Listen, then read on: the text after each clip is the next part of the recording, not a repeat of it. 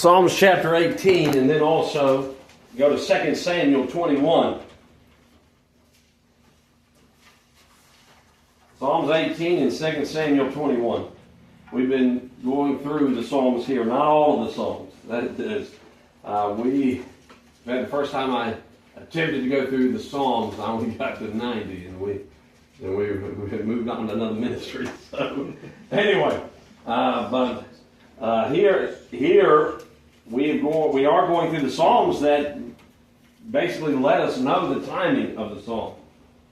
And this is one of the last Psalms that we'll be looking at. What we're going to do is I'm going to try to split this up in two parts. The first part this tonight, and then the next week as well, and next Wednesday. But we look here first in 2 Samuel chapter 21. We'll go there. Now, how many are just a little bit older than 60? Let's just say that. How many is above 60 years old? Okay. Yeah. That's only just a small percentage in here.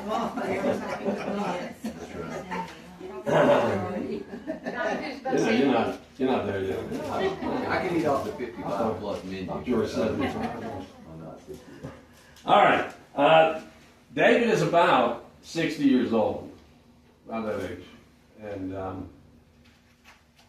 he is still fighting in battles. And what we notice here in 2 Samuel 21 and verse 15, it says, when the Philistines were at war again with Israel. So again, that again, it's just over and over. There's fighting, there's conflicts taking place. But it says here, David and his servants with him went down and fought against the Philistines, and David grew faint. Now, how many of you would know what that means? Buddy? All right. I can tell you now that I've reached 80. I don't know why that. All right, there you go. We don't need to go to Ecclesiastes 12. That's a very depressing chapter. We can do that. But he's not the young man he used to be. And he is now fighting, and he is attempting to lead in battle. But he has grown quite weary in this. Now, what we left off before, in the last psalm that we talked about, was Absalom. That he went against his father. And he tried to place himself as king. And again, we talked about what happened to Ahithophel, but also we know what happened to Absalom as well. Absalom invariably died. And David was put back on the throne. But David has gone through so much heartache and just a lot of things that has transpired. Now again, he knows, he looks back in his life and he sees the goodness of God, but David realizes the mistakes that he had made and all of these things that's taken place. And again, now we do see, though, that he is at a time where he has grown tired and he grew faint. And it says in verse 16, then Ishbi-Benob, who was one of the sons of the giant. So it's very interesting here because, at the beginning when you think about David in his young life, that is that story that most, children would, if you're going to ask about David, they're going to talk about that, David and Goliath. But now close to the end here of David's time in battle, he is facing a giant again. But we see here it says, the weight of whose bronze spear was 300 shekels, who was bearing a new sword. And he thought he could kill David. And so at this point, David, he may be struggling and fighting and trying to defend himself, but it is very taxing on him. And it says, but Abishai, the son of Zeruiah, came to his aid and struck the Philistine and killed him. And then the men of David swore to him, saying, you shall go out no more with us to battle, lest you quench the lamp of Israel. And simply they're saying, you were leading us, but more than anything, we need you as our king. And it says, now it happened afterward that there was again a battle with the Philistines at Gob. Then Sibbecai the Hushathite killed Saph, who was one of the sons of the giant. Again there was a war of Gob with the Philistines, where Elhanan the son of Jehoram and the Bethlehemite killed the brother of Goliath the Gittite, the shaft of whose spear was like a weaver's beam. And yet again there was war at Gath, where there was a man of great stature who had 6 fingers on each hand and 6 toes on each foot, 24 in number, and he also was born to the giant. So when he defied Israel, Jonathan, the son of Shimeah, David's brother, killed him. These 4 were born to the giant in Gath and fell by the hand of David and by the hand of his servants. So we do see that there's still great victories that are taking place, even in the midst of the battles, and even when David, he has now grown weary at this point, but thank the Lord, there are ones that said, we are going to help you, and you need to be in the kingdom, and you just need to rest and lead and govern in that. We are going to fight, and we are going to press on. And so we see God gives the victory, and that's where you have chapter 22, where you have this wonderful song that David sings. And on this day, it says in chapter 22 and verse 1, then David spoke to the Lord the words of this song on the day when the Lord had delivered him from the hand of all his enemies and from the hand of Saul. Now some think that maybe this was sung as well when David was becoming king, and the promises of God were made sure and certain in his life when God anointed him. And so David may have rejoiced at the time as well. But what we do see is this song that David sings about God in his goodness and in the midst of deliverance. And not just deliverance from Saul, but all the enemies that they had faced. A long life of battles. And yet David is looking back and he's seeing the hand of God in all the years that he has been fighting and pressing on, and the trials that he's faced, and yet he sees the goodness of God. But I want us to go to Psalms 18, and we're going to read Psalms 18. You go back to 22, and you can look at that later on, because these are very much similar psalms. Now, there are differences. They are not notable differences. Again, it's just like anything else. You might have a little bit of grammatical differences. Some of the wording may be different. But the context, the teaching of it, that and the content, that is very much the same. And so, Psalms 18, notice it says here in the beginning, to the chief musician, a psalm of David, the servant of the Lord, who spoke to the Lord the words of this song on the day that the Lord delivered him from the hand of all his enemies and from the hand of Saul. And he said at the beginning, I will love you, O Lord, my strength. Boy, you can just stop there and reflect on that. I will love you, God. I talked about at the meeting about how easy it is to get caught up in ministry and the activities and everything else, and you forget about adoration and loving God and focusing on Him. We can so often get so busy, and sometimes that is the case. But we have to get back to the point here. These two aspects that we see what David says. He says, I will love you, O Lord. And then he says, my strength. Now we're going to look at all of these my's that he says here. God, you are my strength. Because he knows, as he's writing this, again, when David grew faint, even though it was so much harder in the battle, he realizes that even in that still, God had delivered his life. God used ones that were around him in fighting and in the battle, that he delivered his life. Where David thought he was at that point going to die at the hands of a giant. Where he killed a giant, but that did not happen. And he says, God, I will love you, and Lord, you are my strength. And boy, that we've got to grasp that there. To love God, love the Lord with all your heart, with all your soul, with all your mind, with all your strength. You know, we talk about the Great Commandment, or we talk about the Great Commission, but then a lot of times we forget about the Great Commandment. And so we have to focus on loving God. And then he says, you are my strength. Again, I think about where Paul said, be strong in the power of his might. We have to realize that it's in his strength that we will have that victory. It's by his grace alone. And so then we notice as we go on, he says the Lord. So I'm looking at how many my's there are. The Lord is my rock. The Lord is my fortress. The Lord is my deliverer. He is my God.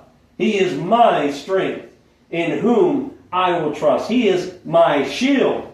He is the horn of my salvation. He is my stronghold. Well, I think David thinks that the Lord is his, and God's for him. See, David is looking back in his life, and he is rejoicing. We see the praise that David has to the Lord.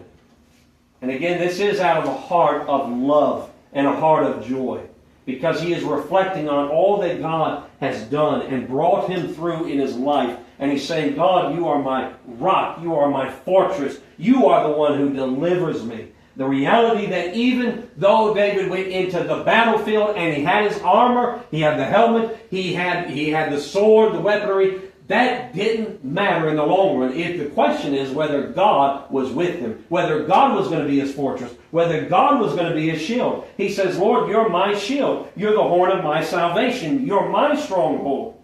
Now, the words he uses, again, he uses Yahweh. And this Yahweh, the wording there is this covenant relationship with his people. And it's this personal name of God. Again, he is getting personal because he's saying, my God, my strength, my shield, my.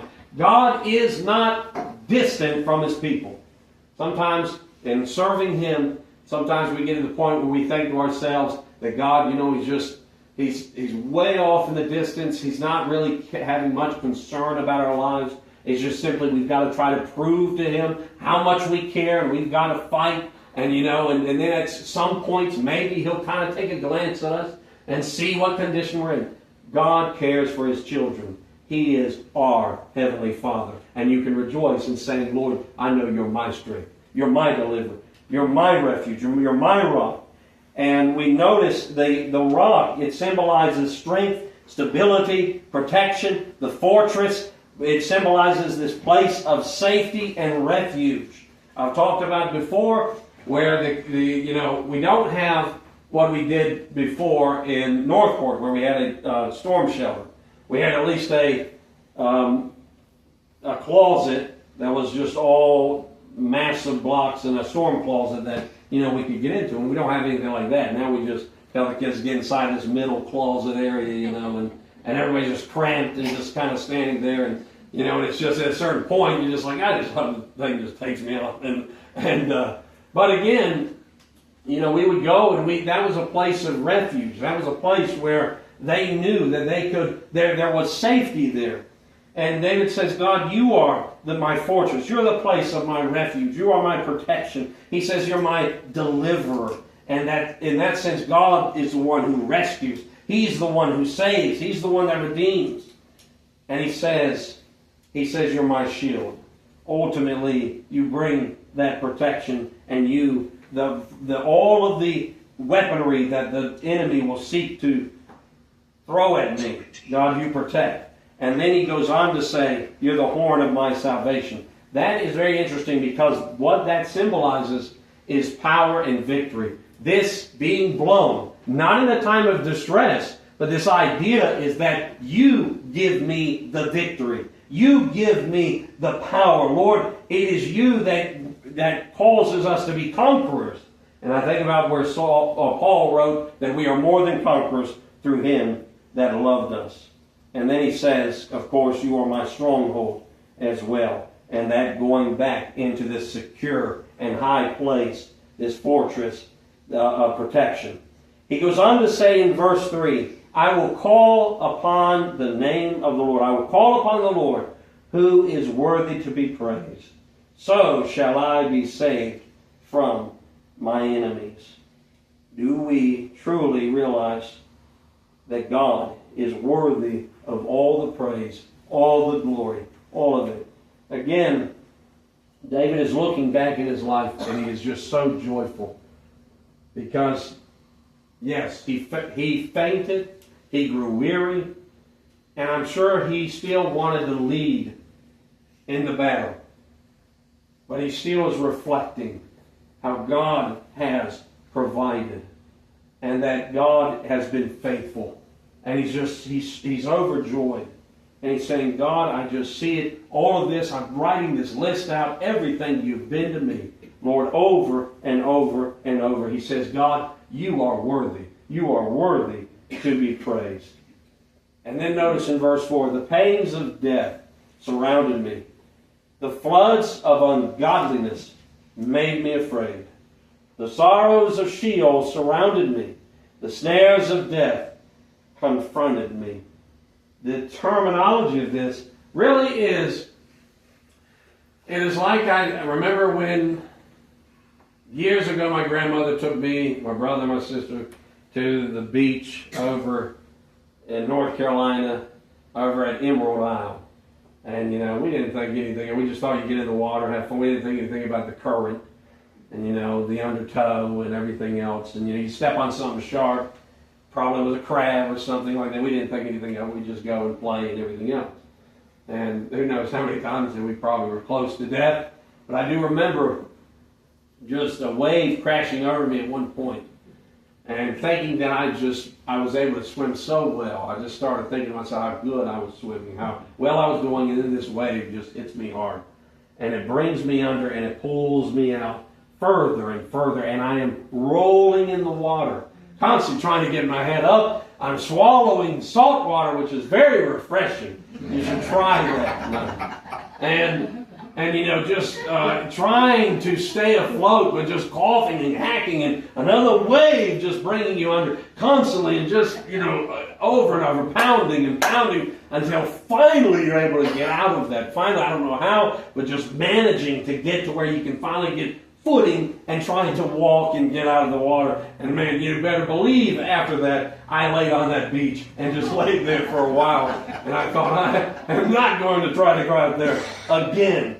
So this idea, though, he says, I've been ensnared and everything is flooding over me. Everything has surrounded me. And it just continues to press on. And he says, I'm almost in this web where I cannot get out. And he says it's just overbearing, overflowing. He says in verse 6, in my distress, I called upon the Lord, and he cried out to my God. He heard my voice from his temple. Now, when you read that, was the temple built? No. What is he talking about? This terminology that's used, again, they would speak of this as this heavenly place and heavenly presence of God. So it's not necessarily the actual temple that he is speaking of. But the picture, the way he begins to describe what God did and what God does. Again, it is like a father that, now you're going to see it goes even further than just this. But again, it's like a father that hears his child screaming out in the yard, "Daddy, Daddy, Daddy!" And if they're a good parent and they love their children, they're going to be rushing out at the very instant. And he says here, I cried out to God, and he heard me in his temple, and my cry came before him, even to his ears. He's not distant. He hears when his children call. And notice in verse 7, then the earth shook and trembled. The foundations of the hills also quaked and were shaken, because he was angry. He was angry. Smoke went up from his nostrils, and devouring fire from his mouth.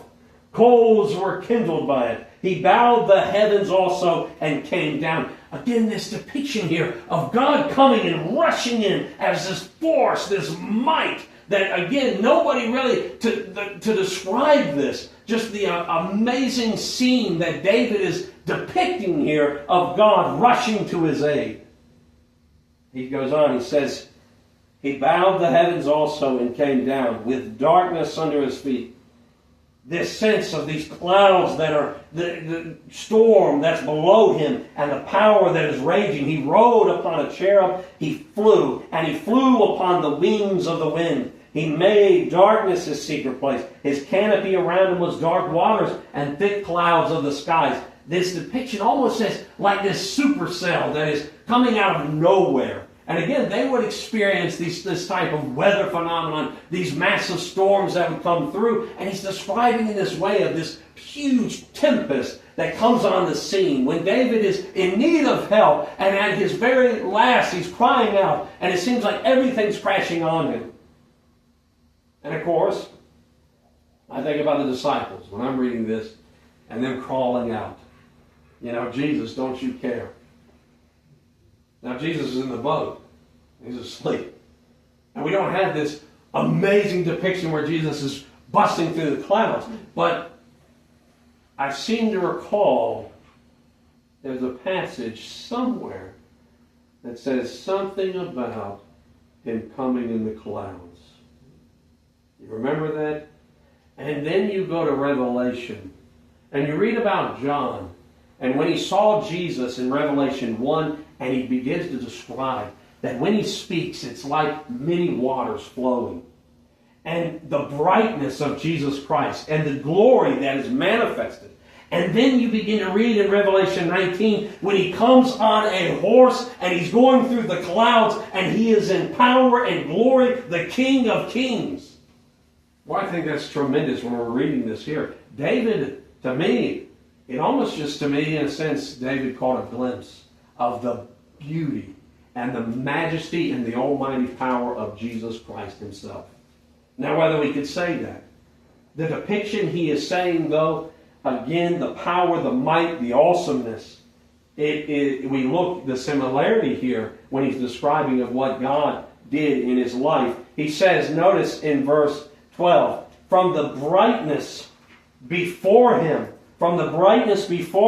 his thick clouds passed with hailstones and coals of fire. The Lord thundered from heaven, and the Most High uttered his voice, hailstones and coals of fire. He sent out his arrows and scattered the foe, lightnings in abundance, and he vanquished them. Again, it talks about Jesus will consume his enemies. He will destroy the Antichrist by the word of his mouth. The sword will then just completely obliterate and vanquish his foes. It says, then the channels of the sea were seen. The foundations of the world were uncovered at your rebuke, O Lord, at the blast of the breath of your nostrils. Boy, I think this is kind of giving a big depiction of the awesome power of God. The awesome power of God. The Tsar bomb. That was a bomb that was created by the Soviet Union, Russia, but in 1961. It was detonated that year, on October 30th. That bomb would be the biggest bomb to ever be detonated in history. I mean, it does not... what we did when we dropped the bombs, Nagasaki, Hiroshima, that do not compare. This bomb yielded approximately 50 megatons. This is about 3,800 times the strength of the bomb that we dropped on Hiroshima. 3,800 times. This explosion reached as high as 37 miles. And then it caused damage even about 100 miles past away from it. And it was so massive that some even received third-degree burns over 60 miles away from the blast. But you know, even that, I don't want to know what it's like. I hope that never is the case. Well, I know that there's ones that talk about that we are still close in that, and there's tensions going on, but even that's a drop in a bucket compared to the power, the might, the majesty of God Almighty. And then David goes on to say here in let's notice in verse 16. He sent from above. He took me, he drew me out of many waters. He delivered me from my strong enemy, from those who hated me. For they were too strong for me. They confronted me in the day of my calamity, but the Lord was my support, my stay. Again, this here, when you ought to mark and write when it says he is mine. He's my fortress, my deliverer. He's my stronghold. He is my support. He is my stay. God is the one who sustains us in the midst of hardship and suffering. He also brought me into a broad place. He delivered me because He delighted in me. Now, then we begin to notice something here, because he is talking about the power of God. We see the praise of David. We see the power of God in this. And then we see this path of victory that's given. What is he saying? Notice, he says, again, the Lord, He did this. He delivered because He delighted in me. The Lord rewarded me according to my righteousness. According to the cleanness of my hands, He has recompensed me. For I have kept the ways of the Lord, and have not wickedly departed from my God. For all His judgments were before me, and I did not put away His statutes from me. I was also blameless before Him, and I kept myself from my iniquity. Now again, some look at this as, well, David must have wrote this prior to all his mistakes and mishaps. But again, no one is perfect. In the reality, David is looking back, and I think David, in the end, he did come back to God and seek for that. Lord, create in me a clean heart. Lord, renew a right spirit within me. I thank the Lord that even though times we mess up, we see that He is faithful and just. He is faithful and just to forgive us. And David is saying, Lord, I have sought after you. Lord, I have sought to be led by you, to follow you in faithfulness. He goes on to say in verse 24, therefore the Lord has recompensed me according to my righteousness, according to the cleanness of my hands in His sight. He says, with the merciful you will show yourself merciful. With the blameless you will show yourself blameless. With the pure you will show yourself pure. And with the wicked, with the devious, you will show yourself shrewd. And this idea is that it is, in a sense, we see Paul gives this same principle when he says that those who sow to the flesh will of the flesh reap what? Corruption. Those who sow to the Spirit will of the Spirit reap life everlasting. There's always that principle of those who, just even when I hear oftentimes people will say Romans 8:28, and they'll say those, everything works together for good. Well, fine, you can say that. But you have to read the rest. It says, to those who what? Who love God. If you are living a life completely contrary, and there is no love for God at all, and there's just completely, it's all about you, it's what you want, you're living in pride. Pride's that abomination towards God. And if you're living in this way, you can't claim that promise, you can't claim that verse. It says, to those who love God, and to those who are the called according to His purpose. And what David is saying, God, to those who have been merciful, Lord, you will show mercy.